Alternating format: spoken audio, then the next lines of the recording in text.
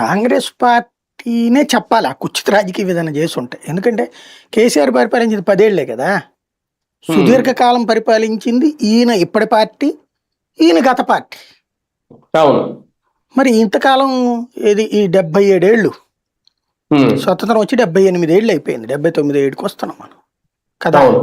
ఇన్ని సంవత్సరాల్లో ఈ 10 ఏళ్ళు తీసేయండి, మిగతా టైంలో పాపం ఎవరిది?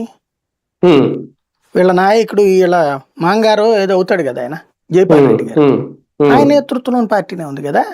కాంగ్రెస్ పార్టీనే కదా సుదీర్ఘకాలం పరిపాలించింది. ఎందుకని కట్టుకోలేకపోయారు అంతకుముందు? ఎవరు మోసం చేశారు, ఎవరు ద్రోహం చేశారు? తెలంగాణకి ద్రోహం అనే పదం వాడితే మొట్టమొదట అన్ని వేళ్లు కనబడేది కాంగ్రెస్ వైపుకే. వీళ్ళు ఎంతసేపటికి దాన్ని 10 ఏళ్లు పరిపాలించిన వాడిని ఎత్తికి తోసేస్తున్నారు. బేసిక్ గా వెరీ సింపుల్. కాంగ్రెస్ తప్పు చేసిందా, కేసీఆర్ తప్పు చేశాడంటే ఇంకేం అక్కర్లేదండి.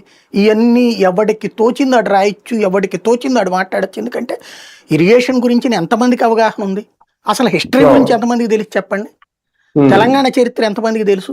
ఈవెన్ తెలంగాణలో ఉన్న పిల్లలకైనా సరే ఆ రోజు నిజాం నవాబ్ ఏంది, ఆడ గోల ఏంది, రజాకార్లు ఏంది, గోల గురించి ఎంతమందికి తెలుసు? ఏ పాఠ్య పుస్తకాలన్నా ఉందా? అక్కడ ఎవరైనా చదువుకున్నాడు పోయినప్పుడు ఉన్న పిల్లకాయలు?